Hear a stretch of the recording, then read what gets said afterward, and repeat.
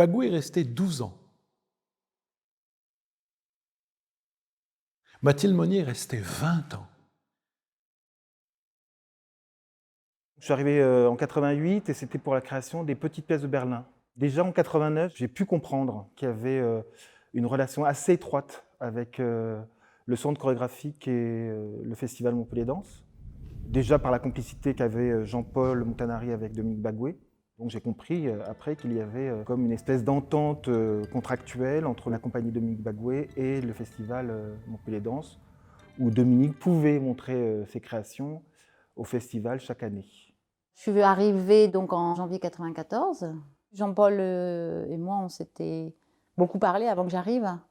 Donc c'est vrai qu'il m'avait expliqué sa vision aussi. Ce que j'avais senti chez Jean-Paul, c'est aussi qu'il avait déjà ce désir de continuer à inviter d'autres chorégraphes, par exemple venant d'autres continents. Ça a été d'ailleurs une des premières discussions qu'on avait eues ensemble.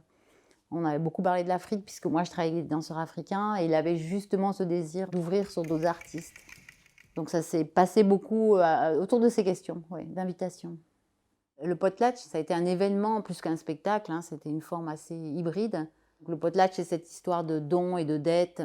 Et je trouvais que cette question du don et de la dette, elle est au cœur de la relation avec le public. J'avais proposé ça à Jean-Paul, qui l'a accepté, même si ça l'a beaucoup perturbé, cette histoire de potlatch. Parce que d'un coup, j'ai utilisé toute l'agora. J'ai fait un festival dans le festival. Ça a été un moment très important pour le centre chorégraphique et je crois peut-être pour l'histoire du festival. J'ai montré dans les sous-sols de la chaufferie du centre chorégraphique ma première pièce qui s'appelait 100% polyester, pendant Montpellier Danse et pendant le projet Potlatch.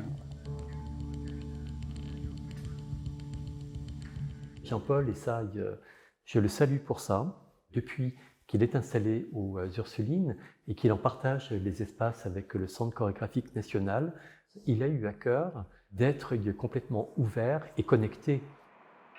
Il y a deux projets qui cohabitent dans une même architecture et qui, du coup, déploient encore plus.